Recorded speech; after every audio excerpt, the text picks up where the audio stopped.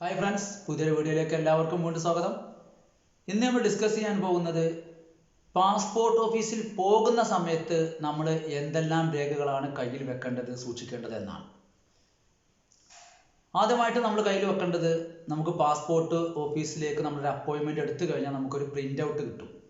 അതിൽ നമ്മളെ എല്ലാ ഡീറ്റെയിൽസുകളും ഉണ്ടാവും. നമ്മൾ സിസ്റ്റത്തിൽ എൻ്റർ ചെയ്ത് നമ്മളെ എല്ലാ ഡീറ്റെയിൽസും അതിൽ എന്താണോ ഉള്ളത് അതാണ് പാസ്പോർട്ടിൽ വരിക. അപ്പോൾ നമ്മൾ ശരിക്കും വായിച്ച് നോക്കണം.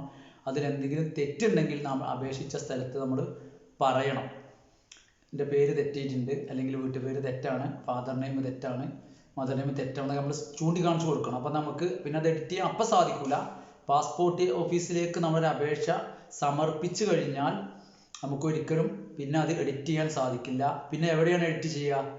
നമ്മൾ പാസ്പോർട്ട് ഓഫീസിൽ പോകുന്ന സമയത്ത് ഓഫീസിൽ നമ്മൾ വിവരം പറയാം, ഇതിങ്ങനെ ഡാറ്റ എൻട്രി ചെയ്ത സമയത്ത് ഒരു മിസ്റ്റേക്ക് വന്നിട്ടുണ്ട്, അതെന്താ നമ്മൾ പറഞ്ഞു കൊടുക്കുക. ഫാദർ നെയിമിലാണ് തെറ്റ് സംഭവിച്ചിട്ടുണ്ടെങ്കിൽ അത് പറഞ്ഞു കൊടുക്കുക. നമ്മളെ രേഖ നോക്കൂലേ, അപ്പോൾ നമ്മളെ കയ്യിലുള്ള ആ രേഖ നോക്കി അത് കറക്റ്റ് ചെയ്ത് തരും. അത് പക്ഷേ നമ്മളവിടെ ചൂണ്ടിക്കാണിക്കണം. എന്തായാലും പാസ്പോർട്ട് ഓഫീസിൽ ഇരിക്കുന്നവർ അത്രയും വിജിലൻ്റ് ആണ്. അവർ നമ്മൾ പറഞ്ഞില്ലെങ്കിലും നമ്മൾ അടിച്ച എന്തെങ്കിലും എറർ സംഭവിച്ചിട്ടുണ്ടെങ്കിൽ അവരെന്നെ ഇങ്ങോട്ട് പറയും, ഇത് തെറ്റിയിട്ടുണ്ട് എന്ന് പറയും. എങ്കിലും നമ്മൾ അങ്ങോട്ടൊന്ന് പറഞ്ഞു കൊടുക്കുക.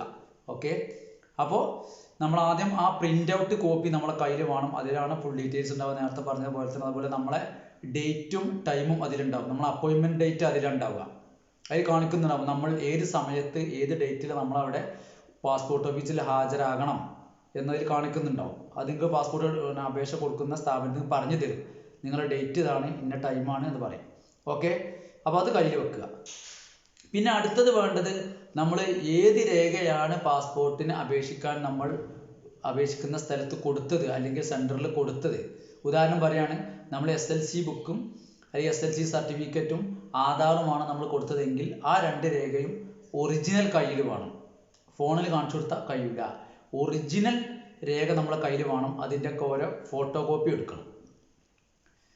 പിന്നെ അതുപോലെ തന്നെ അങ്ങനെ ഇപ്പോൾ ചുരുക്കത്തിൽ നമ്മൾ ഏത് രേഖ ഉപയോഗിച്ചുകൊണ്ടാണ് പാസ്പോർട്ടിന് അപേക്ഷിക്കുന്നു അത് നമ്മളെ കയ്യിൽ ഒറിജിനൽ വേണമെന്നാണ് ഞാൻ പറഞ്ഞത്. ഇനിയിപ്പോൾ ഒരാൾ 10ാം ക്ലാസ് കഴിയാത്ത ആളാണ്, 7ാം ക്ലാസ് വരെ പഠിച്ച സർട്ടിഫിക്കറ്റ് ആണെങ്കിൽ ആ സ്കൂൾ സർട്ടിഫിക്കറ്റ് കയ്യിൽ വേണം. പിന്നെ അതിൻ്റെ സപ്പോർട്ടിംഗ് ഡോക്യുമെൻറ്റ്സ്, നമ്മളെ അഡ്രസ്സ് തെളിയിക്കുന്ന അഥവാ നമ്മളെ വിലാസം തെളിയിക്കുന്ന ഏത് രേഖയാണ് നമ്മൾ കയ്യിൽ കൊടുത്തത് അപ്പോൾ ആ രേഖ നമ്മളെ കയ്യിൽ വേണം. അത് ആധാർ ആവാം, വോട്ടർ ID ആവാം, ഡ്രൈവിംഗ് ലൈസൻസ് ആവാം, റേഷൻ കാർഡ് ആവാം, മറ്റു രേഖകളൊക്കെ പറ്റും. അപ്പോൾ ഈ രേഖകളൊക്കെ നമ്മൾ കയ്യിൽ ഒറിജിനൽ തന്നെ വേണം. ഫോട്ടോ കോപ്പി മാത്രം ഉപയോഗിച്ചുകൊണ്ട് നിങ്ങൾ പാസ്പോർട്ട് ഓഫീസിൽ പോയി കഴിഞ്ഞാൽ നിങ്ങളവിടെ തിരിച്ച് മടക്കി വിടുന്നതാണ്. അപ്പോൾ അക്കാര്യം പ്രത്യേകം ശ്രദ്ധിക്കുക. ഓക്കെ, പിന്നെ അതുപോലെ തന്നെ ചില ആളുകൾ ചോദിക്കും, എൻ്റെ കയ്യിൽ ഒറിജിനൽ ഇല്ല, അത് കോളേജിലാണ്. അപ്പോൾ അങ്ങനത്തെ കേസിൽ ഞാൻ SLC പാസ്സാണ് അല്ലെങ്കിൽ +2 കഴിഞ്ഞ വ്യക്തിയാണ്, പക്ഷെ അത് ഒറിജിനൽ കോളേജിൽ ഞാൻ പഠനത്തിന് കൊടുത്തിട്ടുണ്ടെന്ന് പറയും.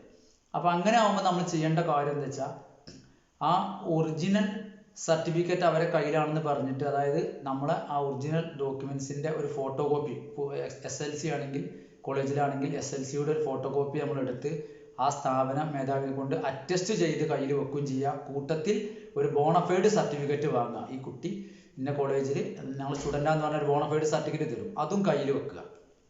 അപ്പോൾ അത് ഉപയോഗിച്ച് നമുക്ക് എന്ത് ചെയ്യുക, പാസ്പോർട്ട് എടുക്കുക. പിന്നെ പല ആളുകളുള്ള സംശയം ഇതാണ്, നമുക്ക് SLC ഉണ്ട്, +2 ഉണ്ട്, SLC സർട്ടിഫിക്കറ്റ് നഷ്ടപ്പെട്ടു പോയി അല്ലെങ്കിൽ കാണാനില്ല, പക്ഷേ +2 ഡിഗ്രി ഒക്കെ നമ്മളെ കയ്യിലുണ്ട്, അതുപയോഗിച്ച് നമുക്ക് പാസ്പോർട്ട് എടുക്കുക. ഈ SLC എന്ന് പറയുന്നത് നമ്മളൊരു മിനിമം ക്വാളിഫിക്കേഷനാണ്. അപ്പോൾ നമുക്ക് എമിഗ്രേഷൻ കിട്ടും. അപ്പോൾ ഒരാൾ SLC കഴിഞ്ഞൊരു വ്യക്തിയാണല്ലോ +2 പോവുക. അപ്പോൾ +2 കഴിഞ്ഞ് +2 പാസ്സായ ഒരാളോട് നമ്മൾ SLC പാസ്സായിട്ടോ നമ്മൾ ചോദിക്കൂല, തീർച്ചയായിട്ടും പാസ്സായിട്ടുണ്ടാവും. അതിൽ ഡിഗ്രി കഴിഞ്ഞ ആളാണെങ്കിൽ നമ്മൾ പിന്നെ SLC +2 ഒക്കെ പാസ്സായെന്ന് നമ്മൾ ചോദ്യമല്ല പിന്നെ. അപ്പോൾ അതുകൊണ്ട് SLC ഉള്ള ഒരാൾ SLC കൊണ്ടുപോവുക, അതിൻ്റെ ഹയർ പിന്നെ ക്വാളിഫിക്കേഷനുള്ള ആളുകൾ SLC വേണ്ട, ആ ഡിഗ്രീൻ്റെ സർട്ടിഫിക്കറ്റോ +2ൻ്റെ സർട്ടിഫിക്കറ്റൊക്കെ കൊണ്ടുപോവുക, അതിന് പ്രശ്നമൊന്നുമില്ല. പക്ഷെ അങ്ങനെ വരുമ്പോൾ +2 സർട്ടിഫിക്കറ്റ് കൊണ്ടുപോകുമ്പോൾ അവരെ ക്വാളിഫിക്കേഷൻ തെളിയിക്കുമ്പോൾ പ്രശ്നം എന്താ വെച്ചാൽ, നമ്മളെ ഡേറ്റ് ഓഫ് ബർത്തിന് എന്താണ് നമുക്ക് വേറെ രേഖ വേണ്ടി വരും. കാരണം +2ൻ്റെ സർട്ടിഫിക്കറ്റ് ഡേറ്റ് ഓഫ് ബർത്ത് ഉണ്ടാവില്ല. അങ്ങനെ ചില വിഷയങ്ങളുണ്ട്. SLC ആളൊരു ഗുണം എന്താ വെച്ചാൽ, നമ്മളെ ഒരുവിധം എല്ലാ കാര്യങ്ങളും അതിലുണ്ടാവും. പിന്നെ ഫാദർ നെയിമിനോ മദർ നെയിമിനോ നമ്മളെ പ്ലേസ് ഓഫ് ബർത്തോ ഡേറ്റ് ഓഫ് ബർത്തോ മറ്റുള്ളതിനൊന്നും യാതൊരു ചോദ്യമില്ല, എല്ലാം ക്ലിയർ ആയിട്ടുള്ളത് കൊണ്ടാണ് SLC നമ്മൾ SLC സർട്ടിഫിക്കറ്റിന് നമ്മൾ ഊന്നൽ കൊടുക്കുന്നത്. മനസ്സിലാവുന്നുണ്ടോ? അതേസമയം നമ്മൾ 7ാം ക്ലാസ് 8ാം ക്ലാസ് വരെ പഠിച്ച സർട്ടിഫിക്കറ്റ് ആണെങ്കിൽ അതിൽ ഉമ്മാൻ്റെയും അല്ലെങ്കിൽ ഫാദറിൻ്റെയും മദറിൻ്റെയും പേരുണ്ടായിക്കൊള്ളുന്നില്ല. ഒന്നുകിൽ ഫാദറിൻ്റെയോ അല്ലെങ്കിൽ മദറിൻ്റെ ഒക്കെ പേര് മാത്രമേ ഉണ്ടാവുള്ളൂ. കൂടുതലും ഫാദർ നെയിം ആയിരിക്കും ഉണ്ടാവുക. അപ്പോൾ അക്കാര്യം ശ്രദ്ധിക്കുക. അപ്പോൾ നമ്മൾ ചുരുക്കത്തിൽ നമ്മുടെ വിഷയം എന്തായിരുന്നു? പാസ്പോർട്ട് ഓഫീസിൽ പോകുന്ന സമയത്ത് നമ്മൾ എന്തെല്ലാം കയ്യിൽ കരുതണം എന്നായിരുന്നു. അപ്പോൾ അതൊന്ന് നമ്മൾ ആ പാസ്പോർട്ടിന് അപേക്ഷ ചെയ്തതിന് ശേഷം നമുക്ക് സബ്മിറ്റ് ചെയ്ത് കഴിഞ്ഞാൽ നമ്മൾ ഡേറ്റ് എടുത്തു കഴിഞ്ഞാൽ കിട്ടുന്ന ആ പ്രിൻ്റ് ഔട്ടാണ് അപ്പോയിൻമെൻറ്റ് ലെറ്റർ എന്ന് പറയും. ആ പ്രിൻ്റ് ഔട്ട് കയ്യിൽ വെക്കണം. പിന്നെ ഏത് രേഖയാണ് നമ്മൾ കൊണ്ടുപോകുന്നത് ആ രേഖകളൊക്കെ ഒറിജിനൽ നമ്മുടെ കയ്യിൽ വേണം. അതുപോലെ തന്നെ അതിൻ്റെ ഒരു ഫോട്ടോ കോപ്പി നമ്മുടെ കയ്യിൽ വേണം. ഇതൊക്കെ നമ്മളൊന്ന് പിൻ ചെയ്ത് ഇപ്പോൾ ഒറിജിനൽ നമ്മൾ അപ്പോയിൻമെൻറ്റ് ലെറ്റർ മുകളിൽ വെച്ച് അതിൻ്റെ നേരെ താഴെ ഇപ്പോൾ SLC ഉണ്ടെങ്കിൽ അതിൻ്റെ ഒരു ഫോട്ടോ കോപ്പി നമ്മൾ പിൻ ചെയ്യുന്നു. അതിൻ്റെ നേരെ താഴെ ആധാർ കോപ്പി ഉണ്ടെങ്കിൽ അത് വെക്കുന്നു. അങ്ങനെ ഒന്നിച്ചൊന്ന് പിൻ ചെയ്ത് അഥവാ സ്റ്റാപ്പിൾ ചെയ്ത് അത് ഒരു ഫയലായിട്ട് കയ്യിൽ സൂക്ഷിക്കുക. അതുപോലെ തന്നെ നമ്മൾ ഒറിജിനലും വേറെ കയ്യിലും വെക്കുക. പിന്നെ ഒറിജിനൽ സർട്ടിഫിക്കറ്റുകളൊക്കെ നമുക്ക് പാസ്പോർട്ട് ഓഫീസിൽ നിന്ന് വെരിഫിക്കേഷൻ ഞാൻ തിരിച്ചു തരും കേട്ടോ. ഒരിക്കലും നമ്മൾ ഓഫീസിൽ നിന്ന് ഇട്ട് പോരരുത്, അവിടെ കളഞ്ഞു പോരണ്ട. അത് നമുക്ക് തിരിച്ചു തരും. നമ്മൾ വാങ്ങുക. നമ്മൾ വീട്ടിൽ പോരുന്ന മുമ്പ് തന്നെ, ഓഫീസിൽ നിന്ന് ഇറങ്ങുന്നതിന് മുമ്പ് തന്നെ നമ്മൾ ഒറിജിനൽ സർട്ടിഫിക്കറ്റുകളൊക്കെ നമ്മൾ ഒന്നും തന്നിട്ടില്ലേ, തിരിച്ചു തന്നിട്ടില്ല, നമ്മൾ വെരിഫൈ ചെയ്തിട്ട് മാത്രമേ പോരാവൂ. പിന്നെ പാസ്പോർട്ട് ഓഫീസിലേക്ക് ഫോട്ടോ വേണോ എന്നുള്ള പലരും ചോദിക്കാറുണ്ട്. ഫോട്ടോ നമ്മൾ കൊണ്ടുപോകേണ്ട ആവശ്യമില്ല. ഫോട്ടോ 4 വയസ്സിന് മുകളിലുള്ള എല്ലാ ആളുകൾക്കും പാസ്പോർട്ട് ഓഫീസിൽ തന്നെ ഫോട്ടോ എടുക്കുക ചെയ്യുക. 4 വയസ്സ് വരെ അഥവാ അതുവരെ താഴെയുള്ള കുട്ടികൾക്ക് മാത്രമേ നമ്മൾ ഫോട്ടോ സ്റ്റുഡിയോയിൽ നിന്ന് എടുത്ത് കൊടുക്കേണ്ട ആവശ്യമുള്ളൂ. അതായത് 4 വയസ്സ് വരെയുള്ള കുട്ടികൾക്ക് എന്ന് പറഞ്ഞാൽ ഇവർ അവിടെ അത്രയും തിരക്കാണ്. അപ്പോൾ നമ്മൾ അവരെ ഫോട്ടോ എടുക്കാൻ ഇതിനൊക്കെ ഒരു ടൈം എടുക്കും. അവർക്ക് അത്ര പക്വത ആയിട്ടില്ല. അപ്പോൾ അതിനൊക്കെ ടൈം എടുക്കും, അവർക്ക് ബുദ്ധിമുട്ട് വരും. അപ്പോൾ അതുകൊണ്ട് അത് എന്താ വെച്ചാൽ നമ്മൾ തന്നെ ഫോട്ടോ സ്റ്റുഡിയോയിൽ നിന്ന് എടുത്ത് കൊടുക്കണം എന്നാണ് ഞാൻ പറഞ്ഞത്. ഇതൊക്കെ മറ്റൊരു വീഡിയോയിൽ ഞാൻ പറഞ്ഞതാണ്.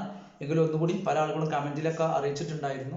പാസ്പോർട്ട് ഓഫീസിൽ പോകുന്ന സമയത്ത് എന്തൊക്കെ രേഖ നമ്മൾ കൊണ്ടുപോകേണ്ടത്, പാസ്പോർട്ട് എടുക്കാനുള്ള രേഖകളൊക്കെ നിങ്ങൾ പറഞ്ഞു. പക്ഷേ നമ്മൾ പോകുന്ന സമയത്ത് ഞാൻ എന്തൊക്കെല്ലാം കയ്യിൽ കരുതണമെന്ന്. അപ്പോൾ ഇതാണ് പാസ്പോർട്ട് ഓഫീസിൽ പോകുമ്പോൾ കയ്യിൽ കരുതേണ്ട രേഖകളും ഇതിൻ്റെ നിയമങ്ങളും വശങ്ങളും ഞാൻ പറഞ്ഞത്. ഇനി മറ്റൊരു കാര്യം ശ്രദ്ധിക്കേണ്ടത്, ഇപ്പോൾ പല പാസ്പോർട്ട് ഓഫീസുകളും പേപ്പർലെസ് ആയി മാറിക്കൊണ്ടിരിക്കുകയാണ്. അപ്പം നേരത്തെ പറഞ്ഞത് നമ്മൾ പാസ്പോർട്ട് ഓഫീസിലേക്ക് പോകുമ്പോൾ ഒറിജിനൽ കൊണ്ടുപോകണം, അതിൻ്റെ ഫോട്ടോ കോപ്പി കൊണ്ടുപോകണം എന്നൊക്കെ ഞാൻ പറഞ്ഞു. എന്നാൽ ഞാൻ തന്നെ ഇപ്പോൾ തിരുത്തി പറയാണ്. അതായത് പാസ്പോർട്ട് ഓഫീസ് ഇനി പേപ്പർലെസ് ആയിക്കൊണ്ടിരിക്കുകയാണ്.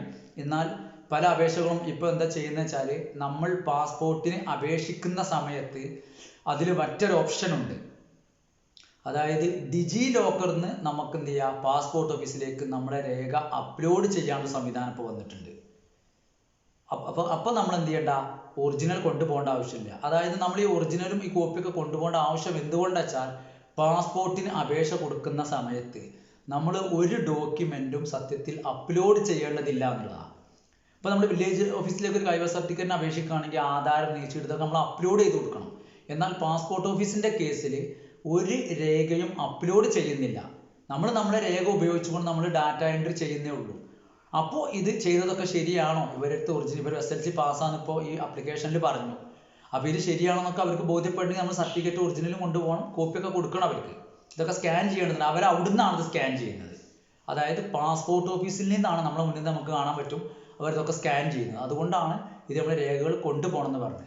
എന്നാൽ ഇപ്പോൾ വന്ന പുതിയ നിയമം അനുസരിച്ച് നമുക്ക് സർട്ടിഫിക്കറ്റുകൾ നമ്മുടെ ഡിജി ലോക്കറിൽ ഉണ്ടെങ്കിൽ നമുക്ക് എന്ത് ചെയ്യാൻ പറ്റും, ഡിജി ലോക്കറിന് പാസ്പോർട്ടിൻ്റെ സൈറ്റിലേക്ക് അപ്ലോഡ് ചെയ്തുകൊണ്ട് ഒരു രേഖയും ഇല്ലാതെ കയ്യും വീശിക്കൊണ്ട് നമുക്ക് പാസ്പോർട്ട് ഓഫീസിൽ പോകാൻ പറ്റും. പക്ഷെ ഒരു കാര്യം പ്രത്യേകം ശ്രദ്ധിക്കണം, അങ്ങനെ നമ്മൾ ചെയ്യുമ്പോൾ നമ്മളെ ഫോണിൽ ഡിജി ലോക്കറിൽ ഉണ്ടായിട്ട് കാര്യമില്ല. നല്ലോണം ശ്രദ്ധിക്കേണ്ട കാര്യമാണ്.